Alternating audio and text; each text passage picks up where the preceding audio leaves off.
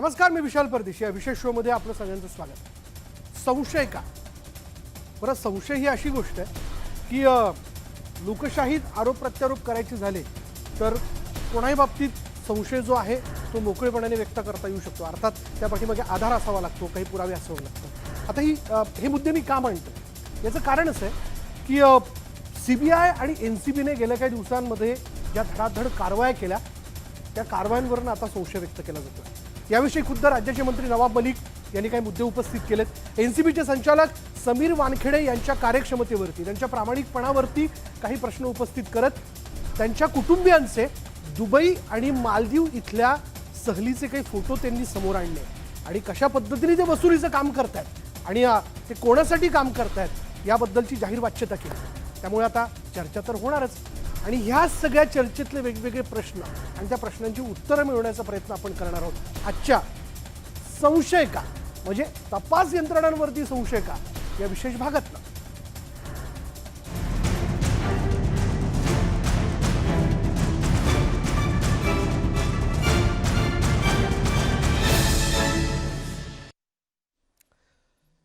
आणि याचविषयी आज चर्चा करण्यासाठी आपल्याबरोबर काही मान्यवर असणार आहेत.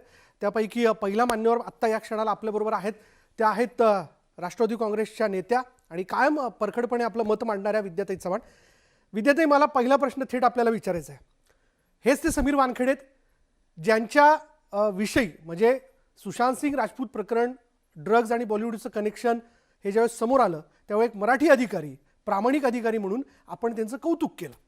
मग आत्ता आर्यन खानच्याच कारवाईमध्ये त्यांच्या प्रामाणिकपणावरती काय प्रश्न उपस्थित केले जातात? नाही, सुशांत सिंगच्या केसमध्ये जरी त्यांचा प्रामाणिकपणा आपल्याला पुढे दिसला होता तर आपल्याला एक आशा निर्माण झाली होती की ते काहीतरी चांगलं करतायत. पण सुशांतच्या केस ज्या प्रकारे पकडण्यात आलं आणि जेवढे 18 का 20 दिवस जेलमध्ये टाकण्यात आलं होतं ती पूर्णपणे अन्यायकारक होतं. म्हणजे तिने सुशांत राजपूतने ड्रग्सच्या आहारी जाऊ नये म्हणून ती प्रयत्न करत होती आणि सुशांतच्या बहिणीने वेगळ्या प्रकारे केलं होतं की तिच्यावरती संशय घेऊन वातावरण हे केलं होतं. परंतु NCBने ज्या प्रकारे ती केस हँडलली आणि आता जे काय हँडल करतायत केस ते निश्चितच संशयास्पद आहे. कारण भाजपचे जे 2 पदाधिकारी पकडलेले आहेत, एक तर गोसावी आणि ते दुसरे, याच्यामध्ये गोसावी अजूनही कसं काय सापडलेले नाहीत हा केवढा मोठा प्रश्न आहे. की NCBच्या आपण बघितलं की आपल्या स्क्रीनवरच आपल्याला बघायला मिळालं की हे अधिकारी असल्यासारखे, NCBचे अधिकारी पोलीस मधल्या सिव्हिल ड्रेस मध्ये असल्यासारखे त्या मुलांना ते घेऊन चालले होते. तेव्हा आपल्याला सगळ्यांना असं वाटलं की हे NCBचे पोलीसच्या लोक आहेत म्हणून. परंतु नंतर कळलं की हे त्यांचे नाहीच आहेत, हे भाजपशी संबंधित आहे. म्हणजे भाजपला केंद्रामध्ये त्यांच्याकडे जे गृह खाते त्या एक एजन्सीचा कशा प्रकारे गैरवापर करते हे आपल्या निदर्शनाला आणायचं मोठं काम नवाब मलिक यांनी केलंय. खरोखर त्याचं तर म्हणजे ते माझ्या पक्षाचे म्हणून नाही सांगत आहे, पण हे त्या NCBचं खरं रूप लोकांपुढे आणायचा प्रयत्न नवाबबाईंनी केलेला आहे. आणि त्याचबरोबर आज त्यांनी जे काही फोटो दाखवले दुबई आणि मालवी इथले, तर याच्यावरती त्यांच्या प्रामाणिकपणावरतीच प्रश्न लागलेला आहे ना. म्हणजे ज्या वानखेड्यांना आपण खूप प्रामाणिक समजत होतो ते वानखेडे प्रामाणिकपणा तर राहू दे त्यांचा, पण या यंत्रणेला भाजपच्या गृहमंत्र्याला आणि भाजपला खुश करण्यासाठी ते ज्या प्रकारे गैरवापर करतायत त्याचा आता जगासमोर त्यांचा पर्दाफाश झालेला आहे. त्यामुळे हे भयंकर आहे सगळं. अशा प्रकारे यंत्रणांच्या अधिकाऱ्यांनी कुठल्या मर्यादेपर्यंत राहायला पाहिजे आणि कुठल्या प्रकारे ते काम करतायत. नुसार प्रामाणिकपणा हा माणसाचा उपयोगी नसतो ना. तो प्रामाणिकपणा हा निश्चितच प्रत्येक प्रशासकीय प्रशासनाच्या अधिकाऱ्यांमध्ये सगळ्यांमध्येच असलं पाहिजे. बरोबर. विद्यार्थी, आपला मुद्दा लक्षात आला. आपण उपस्थित केलेल्या प्रश्नांची थेट उत्तर जाणून घेऊयात.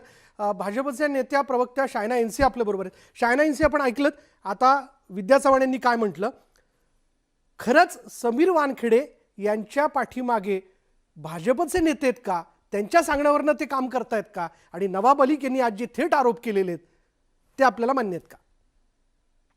नवाब मलिक जी ने जो शब्दों का इस्तेमाल किया समीर वानखेड़े के लिए, ये ना सिर्फ एक गलत टिप्पणी है, लेकिन पूरे पुलिस फोर्स के लिए इसका मनोबल भी कम होता है। एनसीबी इंडिपेंडेंट वोट कर रहे हैं। क्या आप चाहते हैं कि हमारे समाज में हमारे युवाओं को फंसने के लिए मौका पे मौका मिले? जहाँ सप्लाई चेन जो हमारे युवा शक्ति को खत्म करना चाहते हैं, वहाँ एक सिंघम जैसे अफसर जो देखते हैं कि कैसे क्लीन अप हो। हाँ, इससे बड़े बड़े नाम से जरूर जिक्र किए हैं और बहुत सारे लोगों को पता चला है कि ये कैसे ट्रैफिकिंग होता है और किन किन लोगों की लिमिट। यहाँ कोई राजनीतिक मुद्दा नहीं है, सामाजिक मुद्दे पे मैं पूछती हूँ, क्या एनसीपी चाहती है ड्रग माफिया को चलना चाहिए या खत्म होना चाहिए? और जो आप चाहते हो कि वो खत्म हो महाराष्ट्र जैसे प्रदेश में और पूरे देश में, तो आप आपके अफसर के मनोबल की कम कर रहे हैं। आप ऐसे टिप्पणी करते हैं कि हम आपको जेल भेजेंगे। इससे पता चलता है कि जो एक्सटॉर्शन रैकेट चलता है एनडीए के सरकार में, जो हमने हाल ही में देखा पुलिस फोर्स के बीच और गृह मंत्री के बीच, ये खुलासा हुआ है इस प्रदेश में। अफसोस की बात यह है कि हाँ, आज आर्यन का स्थान है, कल किसी और के भी बच्चे हो सकते हैं इस चक्रव्यूह में। और जो हमें पर्दाफाश करना है और जमीन से स्तर से देखना है कि हम एक मुंहतोड़ जवाब इस सप्लाई चेन को दें, तो शुरुआत होता है क्लेंजिंग प्रोसेस से। हाँ, दिक्कत होती है, बहुत खेद होता है। मुझे स्वयं इतना खराब लग रहा है, ना सिर्फ आर्यन खान के लिए, लेकिन उन बच्चों के लिए जो एक शिकार बन गए हैं और सॉफ्ट टारगेट बन गए हैं। वहाँ समीर वानखेड़े जैसे अफसर की आवश्यकता है और वहाँ आप उनका मनोबल कम कर रहे हैं। ये क्या राजनीति नहीं तो क्या है? राजनीतिक रूप से ये एक अलग केस है, ये सामाजिक केस है। आदरणीय कोर्ट और क्योंकि मैटर सब जुडिस है, क्या आप जुडिशरी के ऊपर भी ऐसे टिप्पणी पे टिप्पणी करेंगे? विद्याताई चव्हाण, आपण शायना यांनी मांडलेले मुद्दे आपण ऐकले. राजकारण आपल्या वतीने केलं जातंय, जे खरं तर आत्ता या क्षणाला करायला नको. कारण मला त्यांचे ते बोलल्या त्याची समरी सांगा, कारण मला त्यांचा आवाज क्लिअर येत नव्हता.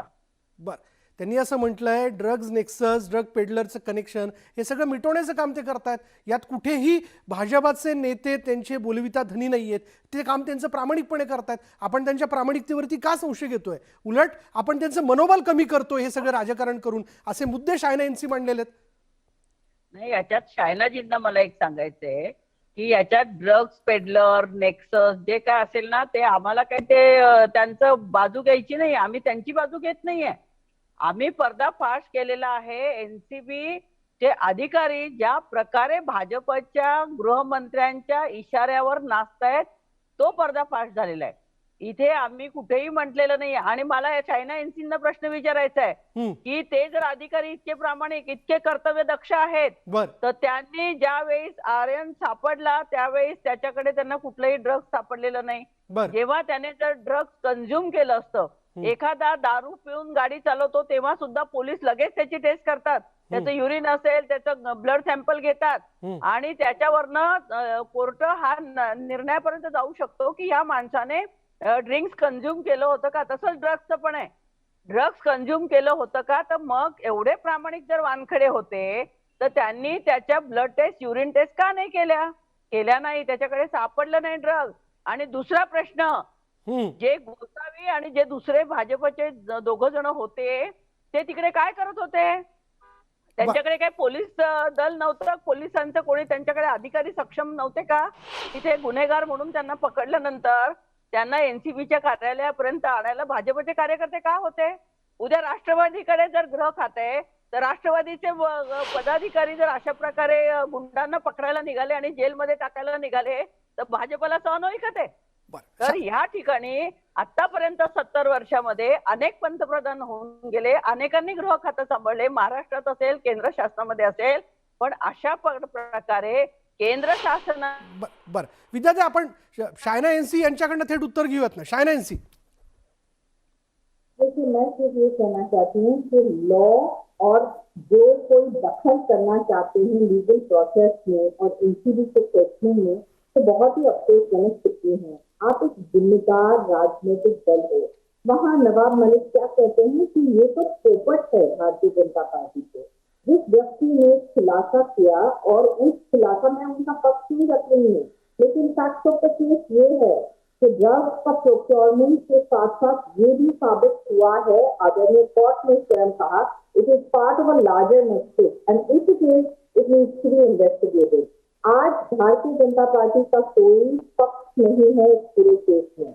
हमारा सिर्फ राजनीतिक फर्ज और सामाजिक फर्ज बनता है कि ड्रग्स को खत्म करें और फॉर्म द रूट जो सप्लाई चेन है उसको खत्म किया जाए।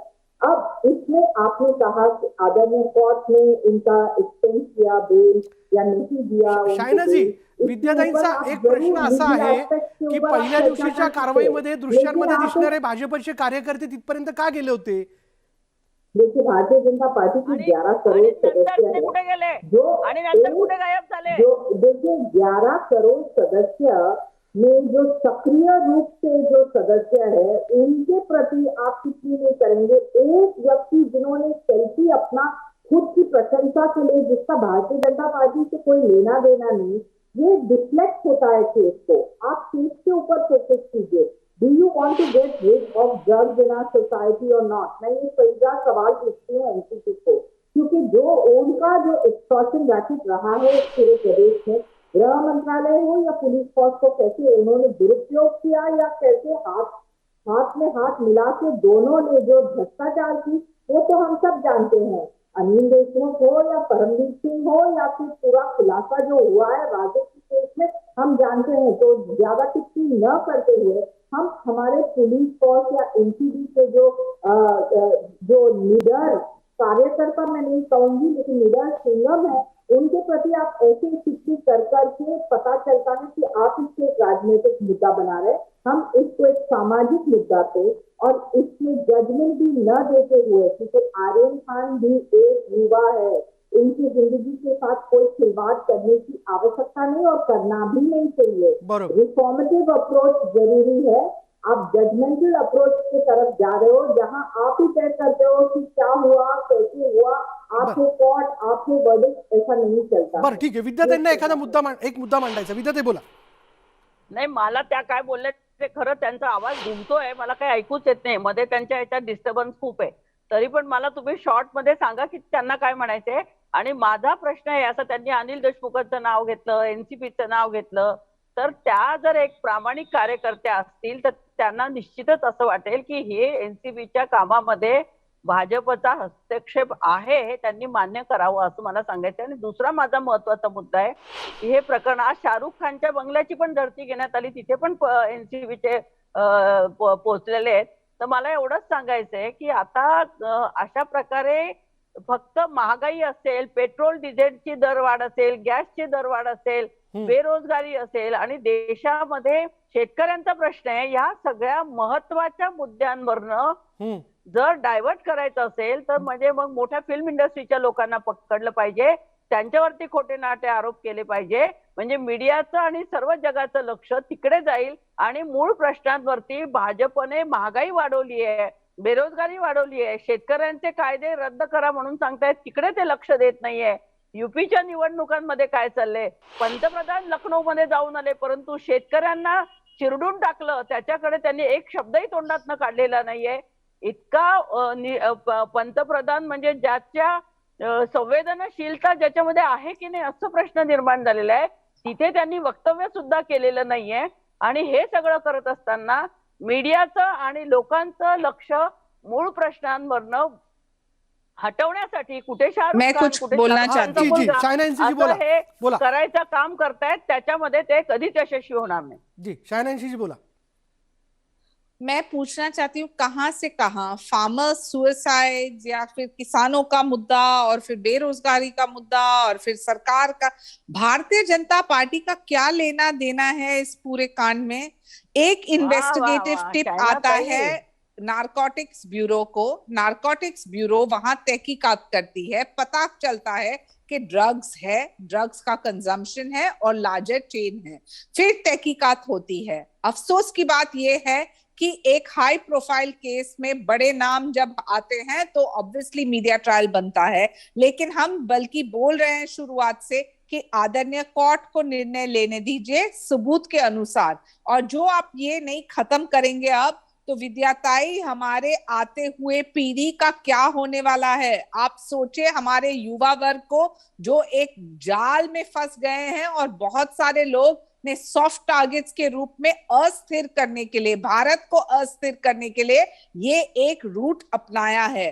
आप समीर वानखेड़े की बात करते हैं, आपके पूरे पुलिस फोर्स का मनोबल को लेके क्या एक सवाल नहीं उठता है? जो व्यक्ति आगे जाके जान जोखिम में लगा के एक ऐसे केस को उठाते हैं, वहां आप कहते हैं कि वो तो भारतीय जनता पार्टी के पोपट है।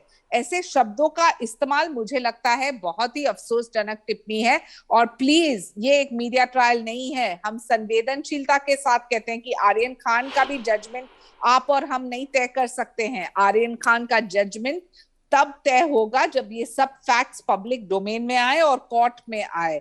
अभी हमें रिफॉर्मेटिव अप्रोच लेना है, हमारे बच्चों को कैसे बचाना है, हमारे बच्चों को कैसे सही ट्रैक पे लाएं, ये सब चीजों के ऊपर फोकस कीजिए। ड्रग माफिया और ड्रग मेनेस कैसे आता है और कैसे फैलता है लाइक अ वाइल्ड फायर, हम सब जानते हैं।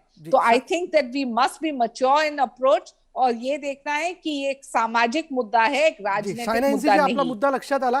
निश्चित विद्याताई, मी आपलं याबद्दलचं उत्तर देखील घेतो, पण यानंतर वेळ झाले की ब्रेकची, आणि ब्रेक नंतर ही चर्चा अशाच पद्धतीने सुरू राहील। पहा फक्त न्यूज 18 लोकमत।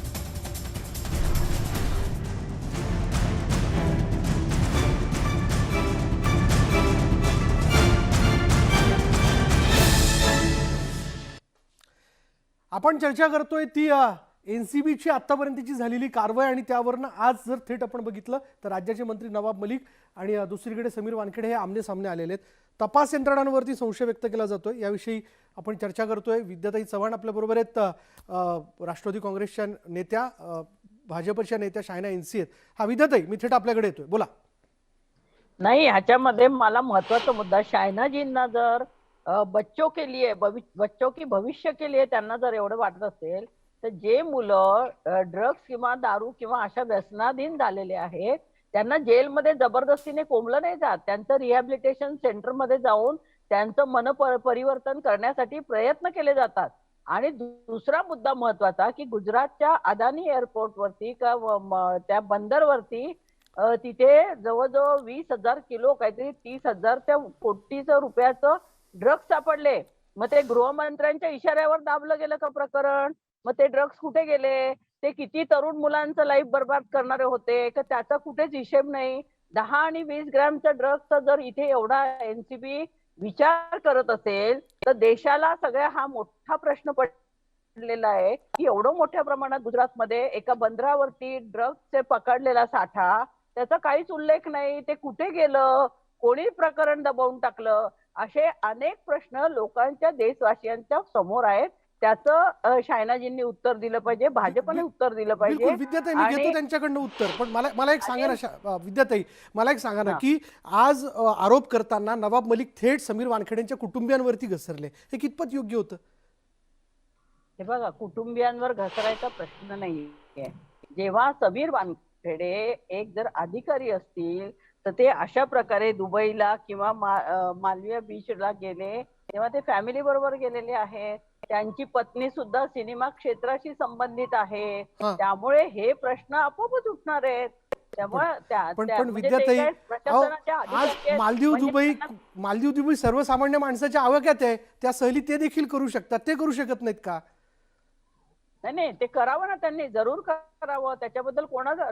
हे बघा, वानखेड्यांवरती प्रश्न कधी उभे राहिले, सुरुवातीला कोणी उठवले होते का? नाही, परंतु ह्या जहाजावरती जाऊन त्यांनी जवळजवळ 11 जणांना पकडलं होतं, मग त्यातल्या 3 जणांना का सोडून? ठीक है, शायना एनसी जी, जाता जाता थोड़क्यात। देखिए, एनसीपी एक्सटॉर्शन रैकेट चला रही है। उनको पता नहीं है कि 13 ग्राम कोकेन, 5 ग्राम्स एमडी, 21 ग्राम चरस, 22 इंटॉक्सिकेंट्स, 2.5 लाख रुपए, ये सब मिलना उनके लिए शायद बहुत स्वाभाविक है, क्योंकि उनके शासनकाल में हमने देखा है कि कैसे रेड्स नहीं होते थे, पेपर वर्क के ऊपर ध्यान नहीं, और सिर्फ एक मंत्री और पुलिस फोर्स का जो एक्सटॉर्शन रैकेट साथ में चलता है। यहाँ एक ईमानदार अफसर आते हैं, आप सवाल उठाते हैं वो क्यों गए दुबई, उनकी बीवी क्यों फिल्म जगत से है, उन्होंने क्या गलत किया। जब एक ईमानदार अफसर अपना काम कर रहे हैं, और क्या नारकोटिक्स ब्यूरो का काम नहीं है ये पर्दाफाश करना, और जब वो तहकीकात कर रहे हैं तो आप कहते हैं कि देखिए ये तो भारतीय जनता पार्टी के पोपट है। ये एक इंडिपेंडेंट एजेंसी है मैम, सीबीआई इंडिपेंडेंट एजेंसी है, और जो उनको पता चलता है उनका फर्ज बनता है कि वो देखे कि ये केस कैसे सबके सामने आया। क्या आपको कानून का खौफ चाहिए या नहीं? मैं आपसे एक चीज में सहमत हूँ कि हाँ, रिफॉर्म की आवश्यकता है। आप सिर्फ बच्चों के साथ आपको उनके प्रति जजमेंट न देते हुए हमें देखना है कि कैसे करेक्टिव लाइन पे आए, उसके ऊपर मैं बिल्कुल सहमत हूं। लेकिन इसका मतलब नहीं है कि भारतीय जनता पार्टी का कोई भी लेना देना इस केस से। और रही बात हाई प्रोफाइल केस हो या लो प्रोफाइल केस, लोगों को समझता है भाजपा की हालत ये हो गई है कि एक बिल्ली दूध पीते समय, चोरी से दूध पीते समय जब आंख बंद करके दूध पीती है तो बिल्ली को ऐसा लगता है कि मुझे कोई दुनिया नहीं देख रही है, लेकिन पूरी दुनिया देखती है कि ये बिल्ली चुरा के दूध पी रही है। या सगळ्या आपल्या या एका उदाहरणावरती मी आपल्या दोघांना विनंती करतो, अधिक आपण बोलू शकलो असतो पण वेळ माझ्याकडे संपलेला आहे। आपल्या दोघांचे धन्यवाद, आपण आपले मुद्दे मांडलेत। पण या सगळ्या ह्याच्यातनं मी एकच म्हणेन जाता जाता, शेवटी कुठली घटना घडल्यानंतर त्यामध्ये जर सर्वसामान्य माणसावरती अन्याय झालेला असेल किंवा काही घटना घडलेली असेल तर माणूस तपास यंत्रणांवरती विश्वास ठेवतो, त्याला विश्वास असतो की योग्य पद्धतीने तपास होईल आणि मला न्यायालयात न्याय मिळेल, कारण पुरावे शेवटी तपास यंत्रणांमार्फत हे न्यायालयात उपस्थित केले जात असतात। त्यामुळे अशा सगळ्या वेळेमध्ये स्वायत्त असणाऱ्या तपास यंत्रणांच्या कार्यक्षमतेवर, प्रामाणिकपणावरती प्रश्न उपस्थित होणे हे चुकीचं आहे। म्हणून जर असे प्रश्न उपस्थित होत असतील तर त्यावरती खुद्द आता ज्यांच्यावरती आरोप केले जातात त्यांनी पुढे येऊन त्याचं उत्तर देणं हा आवश्यक आहे। बघूयात येणाऱ्या काळात हे घडतंय की नाही। यानंतर इथेच थांबूयात, पहा फक्त न्यूज 18 लोकमत।